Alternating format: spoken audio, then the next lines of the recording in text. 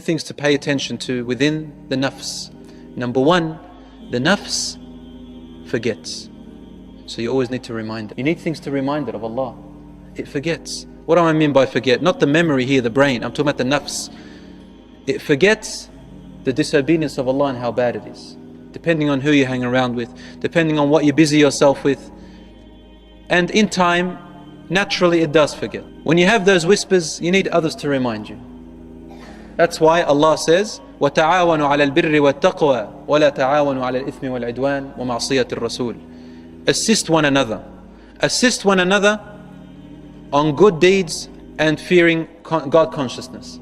And do not assist one another on sin and injustice and the disobedience of the Messenger sallallahu alaihi wasallam. So we remind one another. And part of our brotherhood is that we remind each other on how to stay close to Allah subhanahu wa ta'ala and how to not fall into hellfire, because we care for one another. Islam is a holistic approach.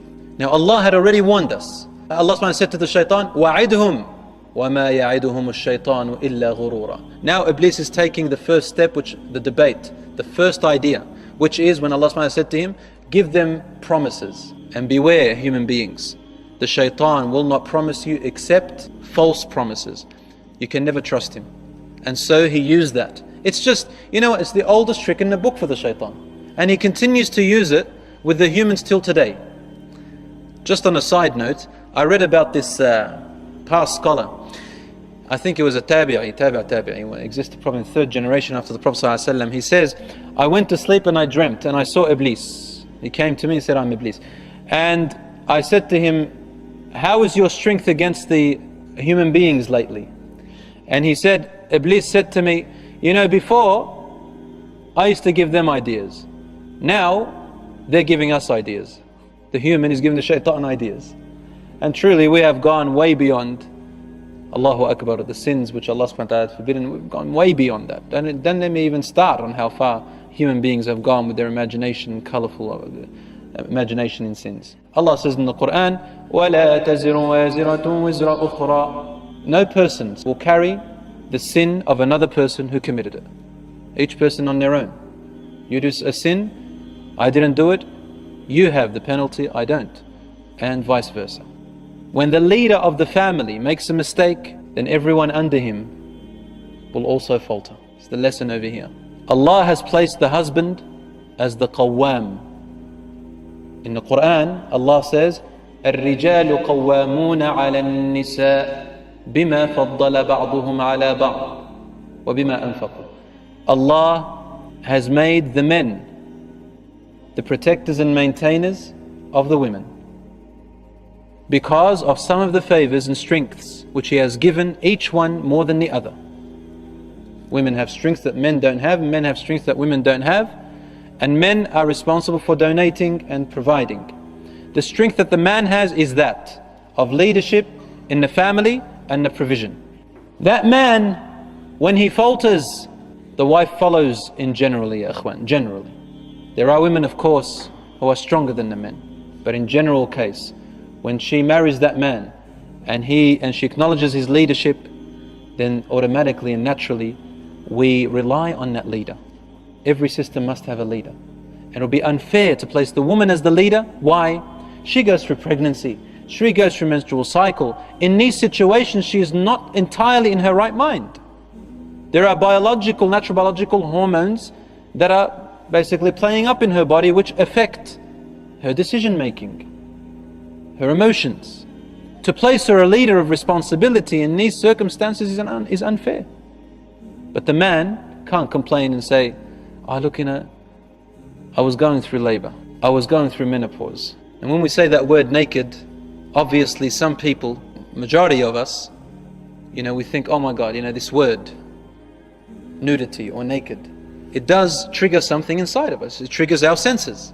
That's because it is our instinctive nature that Allah subhanahu wa ta'ala has created, that we are shy. We are shy. Even a child, 7 years old, 6, 5, 4 years old, wallah, even 3 years old, there comes a stage where they're shy. My daughter is now nearly 3 years old. When she wets her nappy, she's shy. And I think to myself, how can she be shy? I never taught her to be shy about that, but she's shy. My son, is 2, 3 years old, he's shy. He goes to the toilet, something, he's shy. Probably my son is a little bit more shy than others. He won't even change in front of anyone. But it is an instinctive nature in a human being to be shy. You can get rid of that shame by committing the haram. And then Allah says, like zina for example, when you come close to it, it involves nudity. Allah says, وَسَاءَ سَبِيلًا, the end road of it is really bad. Your shame goes away, everything. Every sin, my dear brothers and sisters, leads to immorality. It leads us to desensitization. You know what desensitization is? Like we're sensitive towards important things.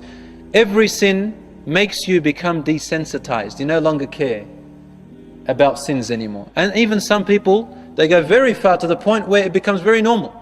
Adultery is normal. Kissing a girl is normal. Sweet words in seclusion is normal. Forget about that. It's normal now, and I hate to say it, but now it's even among the Muslims themselves. Homosexuality is normal. Homosexuality is normal to some people. Normal. Desensitized. And I repeat, there was, subhanAllah, one time, I went to this park, took my children there, and I saw this little girl, said it to you before, about 6, 7 years old. She's trying to play on the monkey bars.